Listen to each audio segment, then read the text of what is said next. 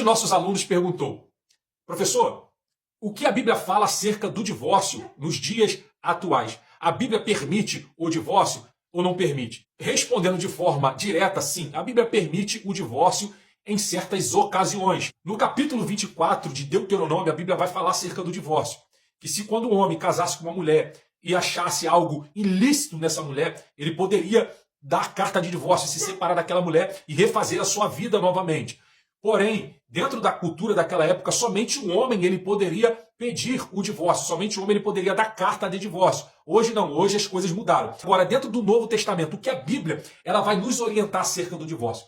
Bom, no capítulo 19 do livro de Mateus, por exemplo, Jesus ele vai dar uma pincelada acerca do divórcio dentro de um outro assunto, que é o repúdio. Mateus capítulo 19, a partir do verso 1, os fariseus estavam perguntando a Jesus se um homem poderia repudiar a sua mulher por qualquer motivo.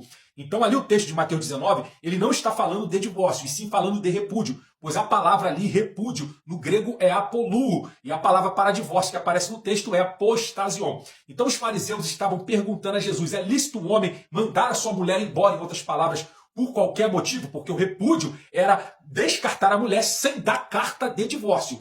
Ou seja, a carta de divórcio existia por quê? Porque o divórcio ele era legal. O divórcio ele era lícito dentro da cultura judaica. Era permitido. Deus ele não quis que o homem se casasse para divorciar. Porém, algumas questões sociais elas levaram a essa situação do desquite que é o divórcio. Então a gente aqui vai abordar algumas questões dentro desse texto.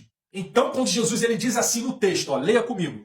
O verso 9 vai dizer assim, eu vos digo, porém, que qualquer que repudiar sua mulher, não sendo por prostituição, e casar com outra, comete adultério. E o que casar com a repudiada também comete adultério. Então Jesus ele diz aqui que é lícito repudiar, mandar a mulher embora em caso de adultério. Ou seja, se a mulher adulterasse com o homem poderia repudiar a mulher sem dar carta de divórcio. Porém, se ele repudiar a mulher, não sendo por causa de adultério, ele comete adultério se casando com outra, porque o repúdio ele é algo ilegal. Se ele repudiou por qualquer motivo, não sendo por prostituição, ele legalmente está casado com aquela mulher. Então, por isso que Jesus vai dizer que ele comete adultério. Agora, vamos ver o que o apóstolo Paulo fala sobre esse assunto na primeira carta aos Coríntios, capítulo 7, verso 10. Se você tem sua Bíblia, abra ela comigo. Todavia, aos casados mando não eu, mas o Senhor que a mulher não se aparte do marido. Se, porém, se apartar, que fique sem casar, ou que se reconcilie com o marido, e que o marido não deixe a mulher. Erroneamente, algumas pessoas pegam esse texto de 1 Coríntios, capítulo 7, verso 10, e falam que Paulo ali está falando de divórcio. Paulo ali não está tratando de divórcio. A palavra no grego ali é chorizo. O que significa essa palavra no grego? Significa abandonar, dividir, deixar de lado. Paulo está tratando aqui do abandono. Paulo não está falando de divórcio. Se Paulo estivesse falando de divórcio, Paulo colocaria a palavra apostasion. E também não está falando de repúdio, porque a palavra repúdio é apoluo. Então o texto aqui ele fala de abandono, abandonar, deixar o cônjuge de lado, ou seja, abandonar o compromisso matrimonial. Por exemplo, ele enjoou da mulher, ou a mulher enjoou do homem e agora não quer mais o casamento.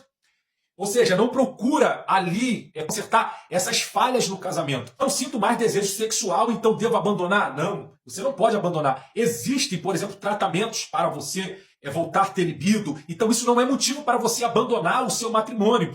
Ficou doente, agora vou abandonar a pessoa perdeu uma perna, ou ficou cega, ou está debilitado numa cama.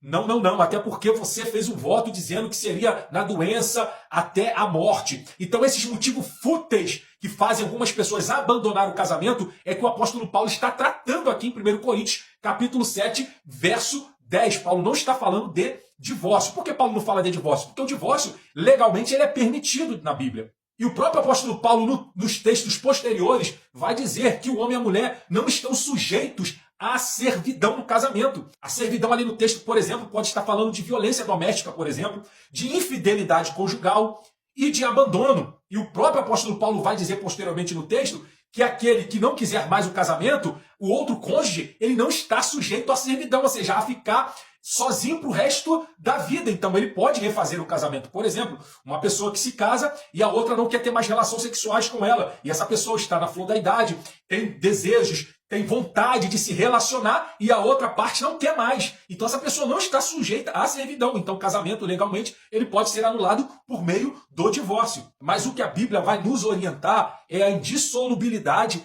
do casamento, ou seja, é não procurar divorciar, é procurar sempre o perdão. Mas haverá casos que, infelizmente, não haverá solução, a não ser o divórcio. Então, desde que seja legal, a Bíblia, ela permite sim o divórcio. Espero que sua dúvida seja sanada. Comente e compartilhe esse vídeo para que esse vídeo chegue a mais pessoas e assim pessoas venham ser abençoadas através desse vídeo. Curte e me segue e até o próximo vídeo. Shalom, shalom.